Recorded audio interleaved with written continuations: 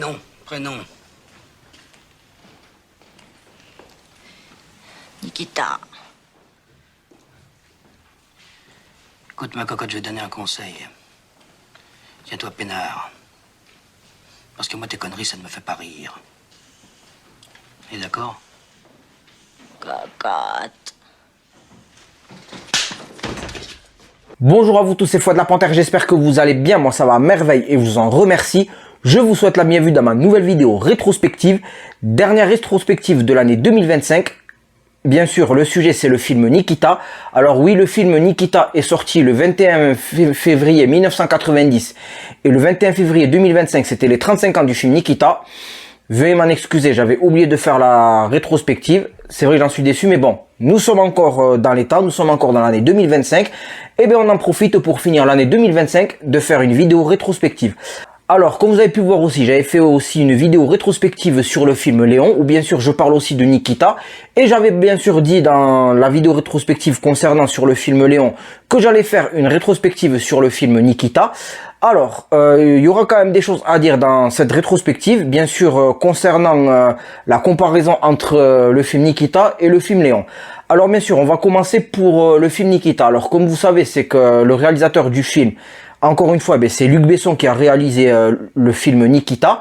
Alors bien sûr, bon, comme vous savez, encore une fois, Luc Besson, il est connu, hormis Nikita, Léon, il y a aussi le 5e élément, Le Grand Bleu, Lucie, aussi le film Anna, Banlieue 13 et aussi bien sûr les premiers films Taxi et tout. Alors bien sûr, en ce qui concerne pour Luc Besson, si je vous dis tout, j'en aurais pas fini. Mais après, ce qui est important de savoir, c'est comme vous pouvez voir sur l'affiche du film Nikita et le film Léon, au niveau du logo et au niveau de l'affiche, il y a quand même de la ressemblance. Crayon.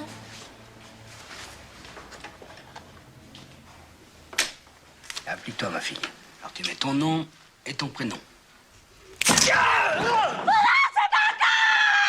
Alors au niveau du casting, nous avons comme actrice Anne Parrillo. Alors Anne Parrillo, certes qu'elle était plus remarquée dans le film Nikita. Après elle a été connue pour avoir joué dans le film Cœur de Métis et Deadlines. Mais bon, après je l'ai plus remarquée dans le film Nikita.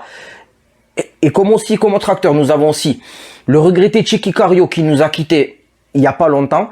Alors Tchéky Karyo, hormis qu'il soit connu dans Nikita, il est connu aussi dans plein de films. D'ailleurs, c'est un des acteurs français qui a quand même montré le cinéma français dans le monde.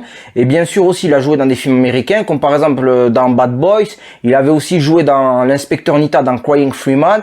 Il avait aussi joué dans Le baiser mortel du dragon, dans Doberman. Il avait aussi joué aussi dans GoldenEye 007, dans le rôle du ministre de la Défense. Tchéky Karyo, ça a été quand même un acteur français quand même très imposant, qui a été même connu mondialement. Et franchement, ça m'a quand même attristé son décès.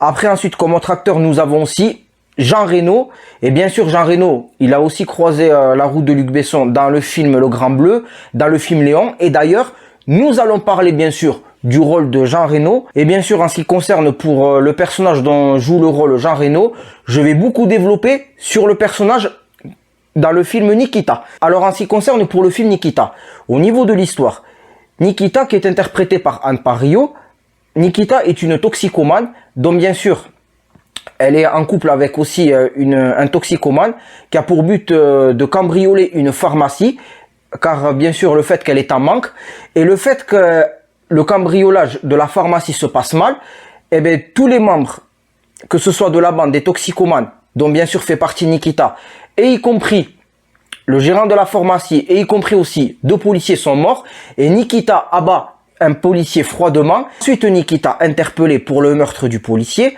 la justice décida de la condamner à la prison à perpétuité.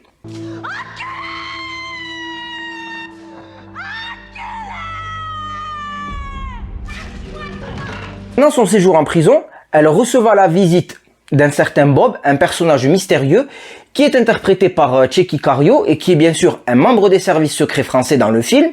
Bob lui proposa un deal ou un accord comme vous préférez. En échange d'une nouvelle vie, il fait passer Nikita pour morte en lui faisant changer l'identité et bien sûr à lui imposer une condition que Nikita travaille pour les services secrets français en tant que tueuse. Je travaille, disons, pour le gouvernement. Et il a décidé de vous donner une nouvelle chance, le gouvernement.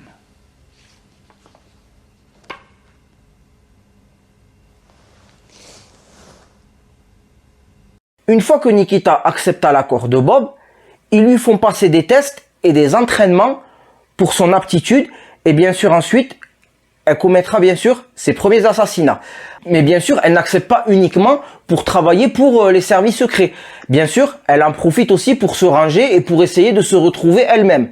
Donc bien sûr, comme vous pouvez voir, elle rencontre une personne dans le supermarché, elle se met en couple avec lui, et bien sûr, ils voyagent ensemble. Et bien sûr, le fait que Bob est au courant de tout ça, bien sûr, Nikita, confrontée entre deux situations, tueuse des services secrets, et bien sûr, menant aussi une vie avec son compagnon, Nikita constate que bien sûr qu'elle est vraiment mitigée, voire elle est vraiment piégée, et bien sûr ça l'impacte psychologiquement, et d'ailleurs on le ressent dans le film.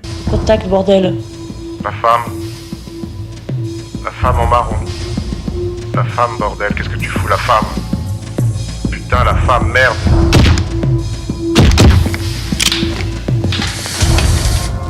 Et bien sûr, le fait qu'elle soit mitigée, d'avoir accepté l'accord qu'il lui a proposé Bob, et le fait qu'au fil du temps, on voit qu'elle a beaucoup de difficultés. Elle voit qu'il y a quand même son passé qui le rattrape.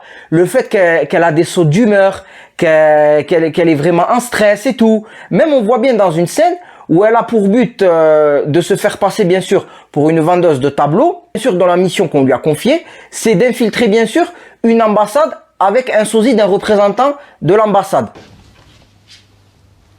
Victor, nettoyeur.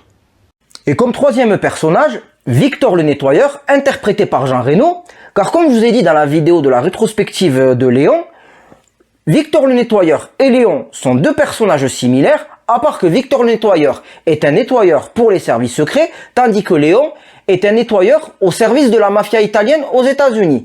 Bien sûr, quand on voit que c'est similaire, au niveau du jeu d'acteur, au niveau bien sûr du design, certes que bien sûr Victor le nettoyeur, il a un chapeau et Léon a un bonnet, mais il y a quand même des lunettes. On ressent bien sûr le flow d'un tueur à gages. Déjà, le jeu d'acteur est similaire. Quand Jean Reno interprète et quand il interprète Léon, le jeu d'acteur est similaire. Parce que quand vous voyez Nikita ou quand vous voyez Léon, c'est la même chose. Et d'ailleurs, moi, je risque de vous décevoir.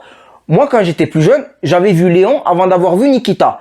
Et après, quand j'avais vu Nikita, et quand j'avais vu Victor le nettoyeur, mais j'ai dit, mais il ressemble à Léon, ça ressemble à Léon. Alors qu'au final, ce n'est pas Victor le nettoyeur qui ressemble à Léon, c'est plutôt Léon qui ressemble à Victor le nettoyeur, car oui, c'est Luc Besson qui a eu l'idée de faire le personnage Léon grâce à Victor le nettoyeur. Et d'ailleurs, en parlant de Victor le nettoyeur, la même chose que Léon, mais il est un peu plus chaleureux, il est quand même impitoyable, et comme vous pouvez voir dans la réplique, il ira jusqu'au bout. J'ai pas l'habitude d'arrêter les missions en cours, moi. Alors on va rien appeler du tout. Et on va la finir, cette mission. Sinon je te le dis sous la gueule, c'est clair. Alors bien sûr, c'est vrai que Jean Reno, jouant dans le rôle de Victor Nettoyeur, il apparaît même pas 20 minutes dans le film, mais après tout ce que je peux vous dire, et ça bien sûr, je pense pas que beaucoup de gens vont le nier, le personnage de Victor le Nettoyeur est un pilier du film Nikita, et moi je pense que, et si admettons que Victor le Nettoyeur, interprété par Jean Reno, ne serait pas dans le film, je pense que le film serait vide. Sinon après moi je confirme bel et bien que Victor le Nettoyeur est un pilier dans le film Nikita.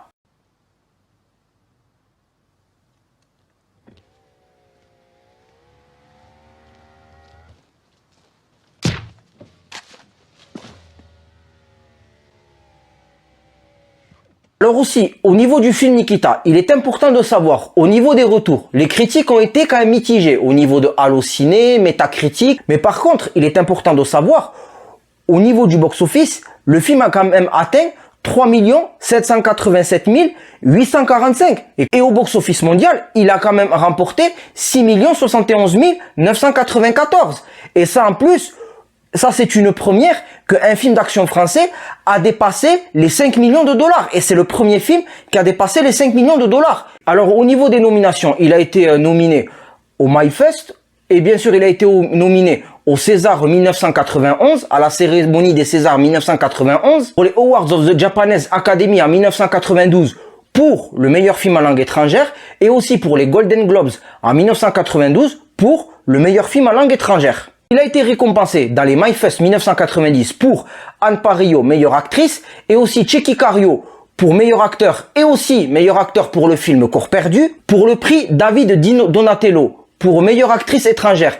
Et bien sûr, c'est en faveur de Anne Parrillo, qui s'est passé en 1991, et récompense aussi au ruban d'argent 1991, meilleur réalisateur pour Luc Besson. Alors maintenant, au niveau de ce film, eh bien personnellement, pour moi, ce film, ça a été vraiment du lourd. Et pour moi, ça restera le meilleur film d'action français de tous les temps. Quand même, on a été servi. Le jeu d'acteur est incroyable. Le scénario est cohérent. Et même, ça nous fait comprendre que Nikita, même si elle accepte un accord pour sauver sa peau, mais aussi, elle est confrontée à des situations difficiles dans sa soi-disant remise en liberté. Et même, la fin est bien. Il y a eu quand même des dévoilements de vérité, parce que le fait que Nikita, elle ne dévoile pas à son compagnon que voilà, qu'elle est tueuse pour les services secrets, et à la fin, quand on voit la rencontre entre son compagnon et Bob, c'est vraiment mystérieux la rencontre, on ne sait pas ce qui se passe. Après, bien sûr, moi je trouve que ça ne servait à rien qu'il y avait une suite. Moi, je pense que la fin a été vraiment bénéfique. Une suite est superflue, et d'ailleurs, bien sûr, ce film a inspiré beaucoup d'adaptations. Il y a eu une adaptation hongkongaise, il y a eu une adaptation indienne, bon, que je n'ai pas vue. Après, bien sûr, il y a eu aussi 2 séries télévisées américaines, mais bon, bien sûr, je ne connais pas. Et d'ailleurs, Luc Besson s'est fait foirer ses propres œuvres par des remakes américains, comme par exemple Taxi pour New York Taxi, aussi pour Banlieue 13 et tout. Et moi, je vous le dis, c'est que Nikita, pour moi, c'est uniquement le film Luc Besson. Mais d'ailleurs, il y a eu aussi un film coréen qui se sont inspirés de Nikita, qui s'appelle Villainess, qui est sorti en 2017, et je vous le recommande. Parce que certes qu'ils se sont inspirés de Nikita, mais par contre, le film est vraiment original. Ça n'a pas été un copier-coller. Parce que vous savez, comme par exemple dans le cinéma coréen, même s'ils font par exemple des remakes où ils s'inspirent des adaptations, ils s'inspirent, je veux dire, des œuvres originales, au moins les Coréens, ils font de l'originalité en eux. Ils ne font pas par exemple, comme les Américains, du copier-coller, et après, ils foirent l'œuvre originale. Alors bien sûr, voilà, pour le film Nikita, c'est vraiment du lourd. Et moi, comme je vous ai dit, mon personnage que j'ai beaucoup admiré dans ce film, c'est Victor le Nettoyeur, car comme je vous ai dit, c'est un pilier dans ce film, car s'il n'était pas présent, je pense que le film aurait été vide. Pour moins de 20 minutes à l'écran, Jean Reno aussi a assuré dans ce film. Et d'ailleurs, Nikita fait partie des films qui ont révolutionné le cinéma français et qui ont mis le cinéma français à la barre haute. D'ailleurs, il est le meilleur film au box-office français en 1990. C'était Foi de la Panthère. Si tu as aimé le film Nikita et tu as aimé ma vidéo rétrospective et tu valides ce que je dis, like un petit pouce bleu, partage cette vidéo et abonne-toi à ma chaîne. Salut! Elle va nous manquer, hein.